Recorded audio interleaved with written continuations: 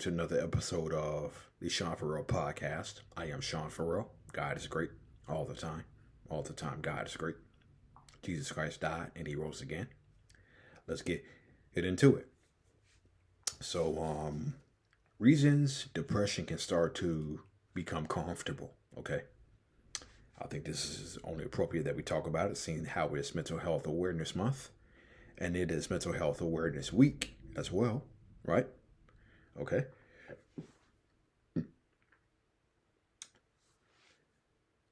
Reasons why depression can start to become comfortable.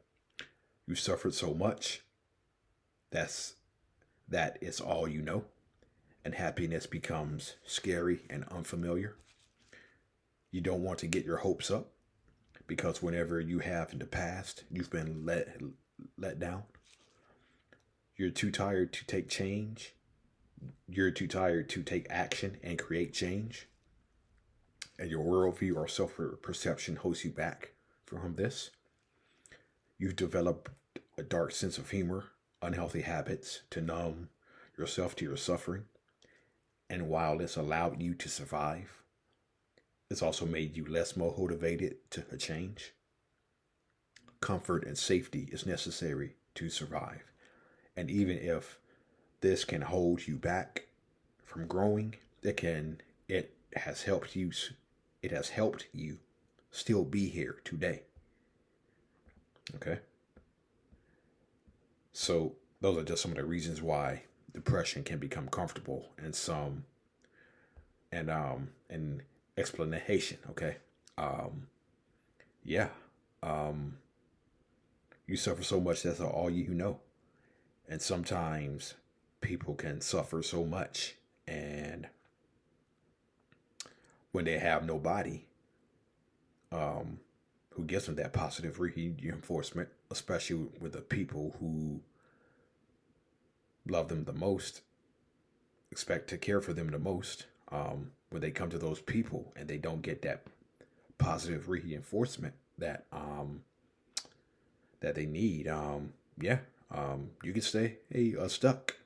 You can stay stuck, and whenever positive stuff starts to happen for you, you either reject it or you sabotage it because that's all you know. So suffering, that's all you know. That's all you know how to do is suffer. And yeah. I want to go to the you've developed a dark sense of humor or unhealthy habits to numb yourself to your suffering. Okay. I just want to go to that for a second. Unhealthy habits. So for some people is drinking. Some people is drugs. For myself, it was porno addiction, okay? Materialism, right? And so, yeah.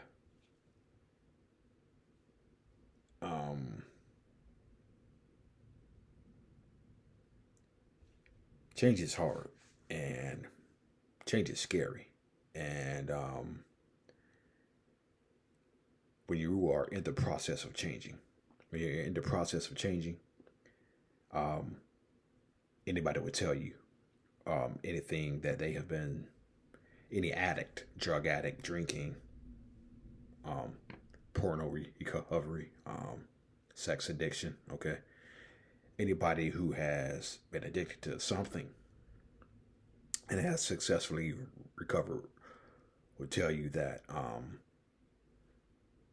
recovery is hard. There are going to be plenty of bad days, okay?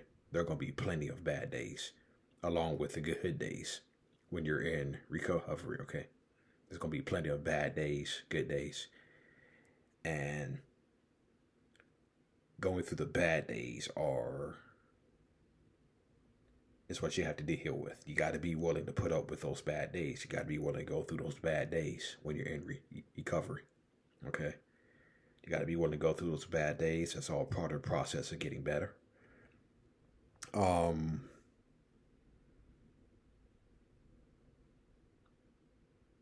Unfortunately, not everybody is willing to accept those bad days. They only want the good days. Um, that's just not how recovery goes. Okay.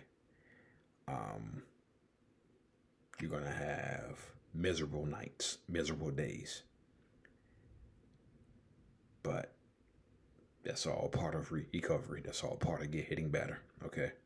When you're so used to something, like when you're so used to being oppressed, um, and you start getting better, um, I guess your thoughts, I guess your thoughts are like, whoa, whoa, whoa, whoa, wait a second, wait, wait a second. You're thinking positive now. Wait a second. You're starting to do things differently now. No, no, no, no, no, no, no, no.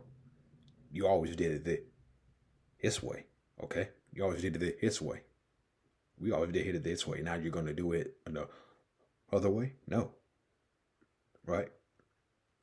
Um, I call it a tug of war. Okay. I call it a tug of war.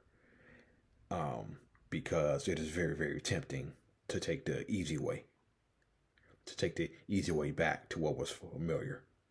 But moving forward, doing it the hard way. Okay. That's the hard thing to do. Doing it the hard way, that's the hard thing to do. Doing it the easy way is the easy thing to do. Okay. Okay. And so,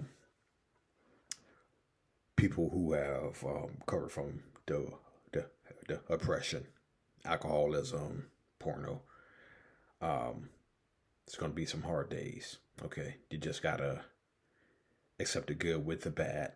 And if you keep on pushing, if you want it bad enough, if you want to recover bad enough, then you're going to be willing to accept everything that comes with recovery. Okay? Don't quit. Um,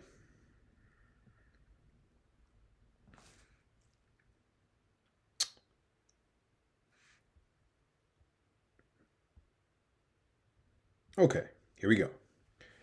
I also want to talk about the commonly neglected warning signs of suicide.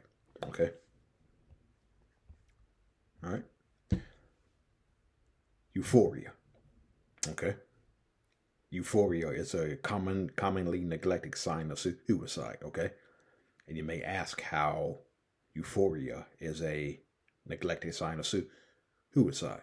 Okay? Well, when a suicidal person suddenly appears happy, calm, and peaceful, this is often the sign of acceptance of death, a sign that the suicide risk is code red.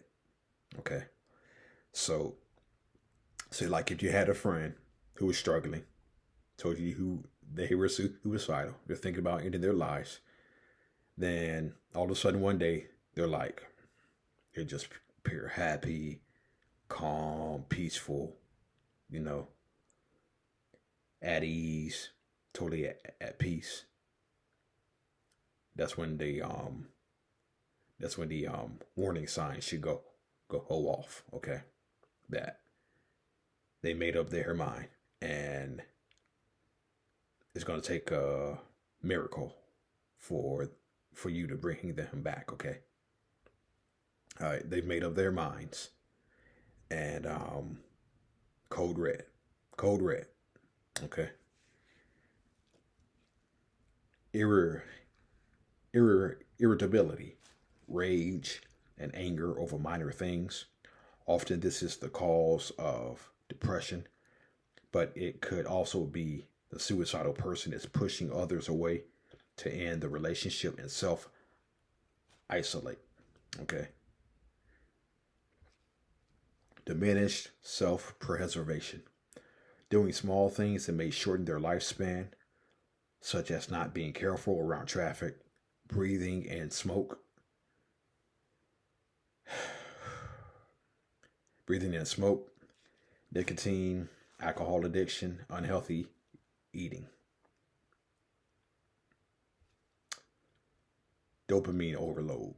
An extreme overload of dopamine raising activities beyond the usual level, such as drug addiction, reckless driving, frivolous spending of money, giving away their prized possessions, asking their loved ones which items they would prefer, deliberate self isolation, not being responsive on messages when they usually are, takes long breaks away from work or school, possibly to not alarm others. Hopelessness. Instead of taking action to solve their problems, they relinquish their control or wish deeply for someone to save or rescue them. I can't pronounce that word. Existentialism. Existentialism. I think it's how you pronounce it.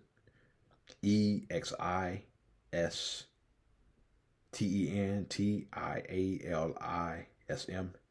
Existentialism. Close enough. They ask constantly about the point of life, expressing their views of hopelessness and nihilism. Okay. Yeah. And let me tell you something.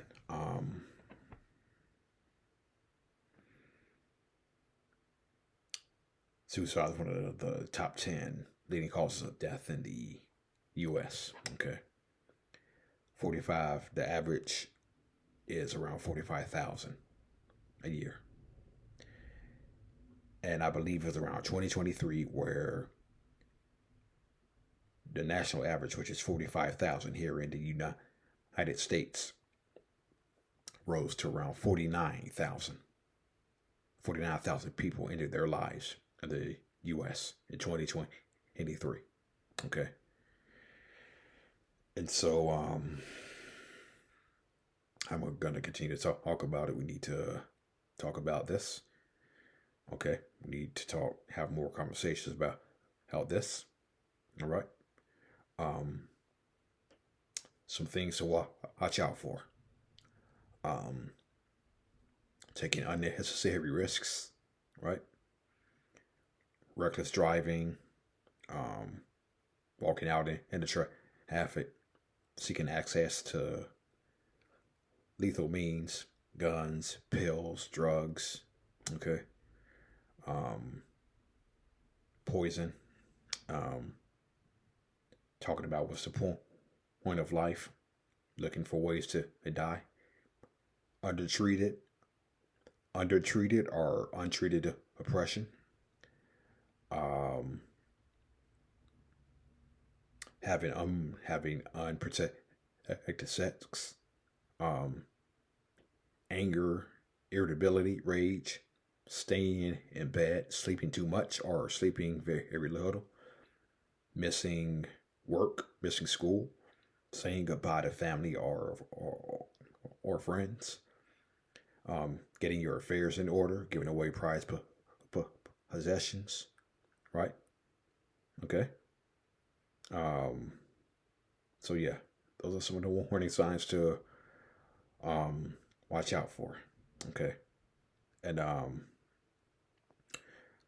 think we should take the same approach to people who have suicidal ideation. No, that's having the intent to die by suicide, but you don't have a plan. Okay. Just because somebody doesn't have a plan doesn't make them less at risk. Okay.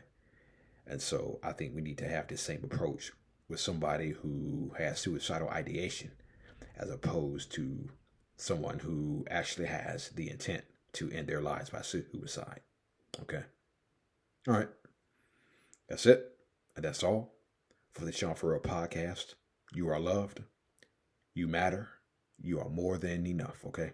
And don't let anybody else ever tell you any differently. Okay. All right. That's it. I'm out. Peace out. God bless.